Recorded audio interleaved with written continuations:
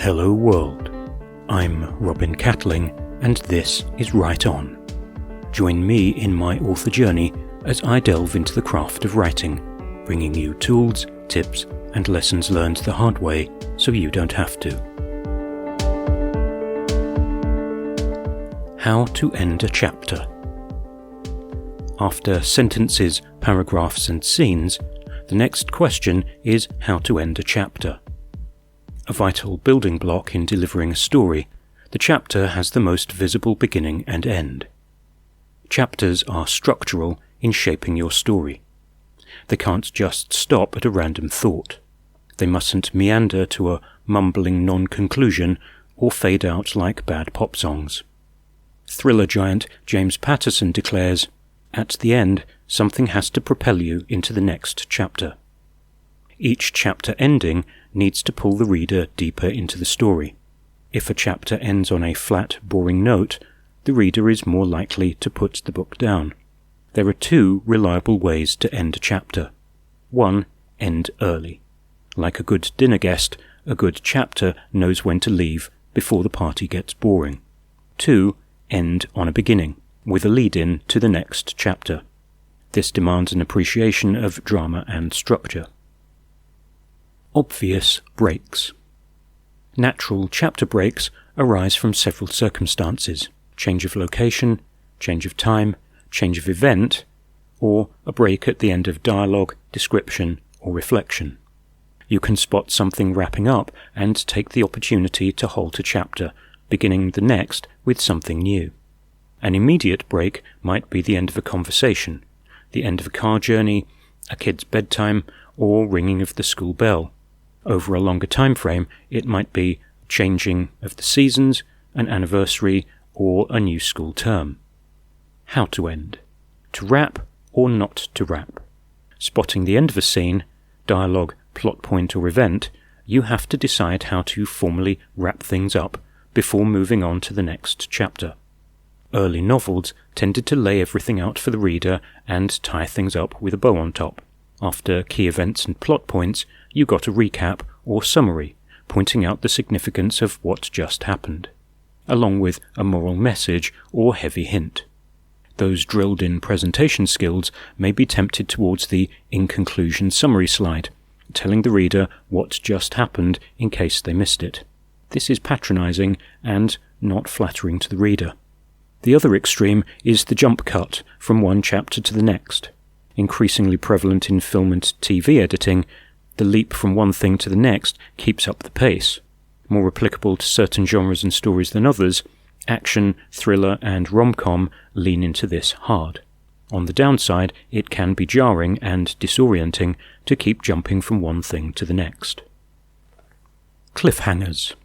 Anyone with a sense of drama will opt for the cliffhanger beloved of serial drama. It's a cheap and effective way to encourage the reader to turn the page. Throw in a dramatic event, surprise, revelation, or perilous setup. Cliffhangers come in two shapes: the sharp or hard cliffhanger, or the gentle cliffhanger. The sharp ending is literally Richard Hannay hanging off a cliff or the side of a train. It is Jack Reacher in handcuffs, or Scarpetta discovering a body. The crime writer's old standby was to have someone enter the room with a gun.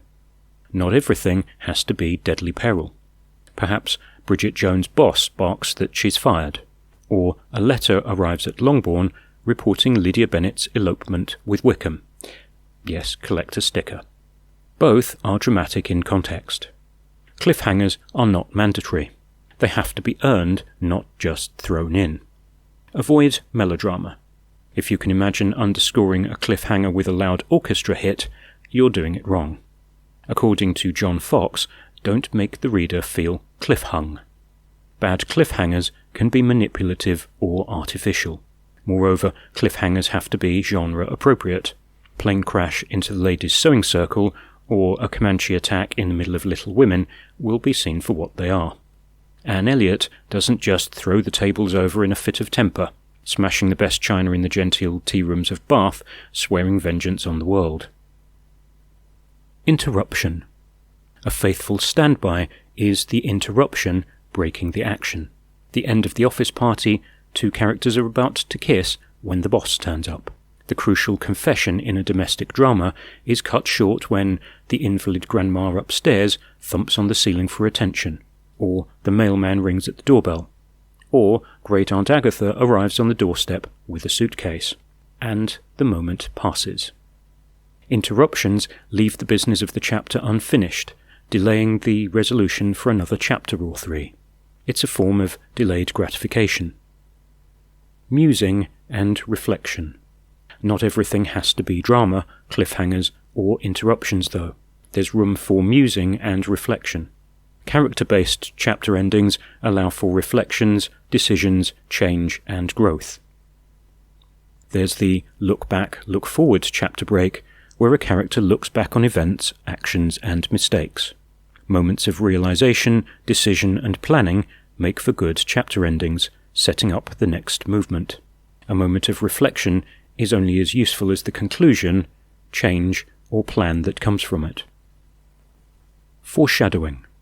A variation on surprise or revelation is to end by foreshadowing, establishing links and connections, dropping hints to future developments.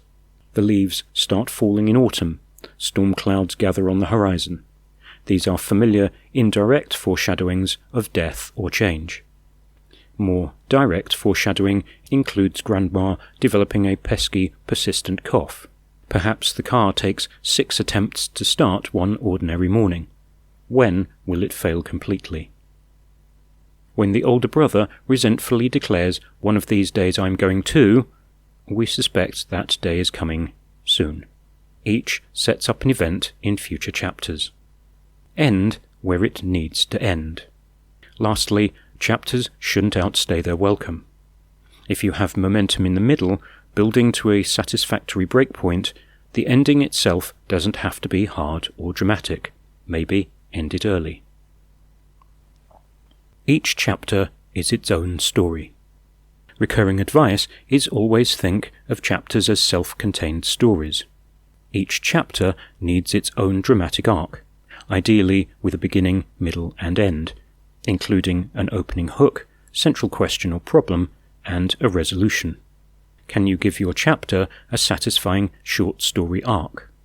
If you can define your short story endpoint, then you know when to end your chapter. Yes, we could have opened with this, but for one issue: the deferred or delayed resolution. Deferred resolution. Depending on your chosen story structure, you may have a series of strategically placed mini-resolutions, plot points, and turning points along the way. The ending of certain chapters will coincide with these. The rest of the chapters are about avoiding or delaying resolution, to get the reader to keep turning pages. This is where deferred resolution takes priority over the short story chapter arc. Keep the reader hooked with a cliffhanger, interruption, or realization. Examples. What do I have in Book 1 of my series? In many ways, cliffhangers are easy. Look at some of my chapters under their working titles. Sanctuary. With the discovery of the dead walkers, there's another hunter in the Outlands, foreshadowing the antagonist. Wolves. The hunter took out the wolf pack single-handed, raising the stakes for Act 2. Infiltration. The antagonists team up. Jovanka's plan is toast. This raises the stakes for Act 3. Berries. This chapter finishes on a set-piece conversation, contrasting the protagonist's different approaches to life. Vala doesn't know how to live. He's not fighting for a purpose anymore. It's an affirmation for Joe and a realization for Vala. This is musing, reflection, and character insight.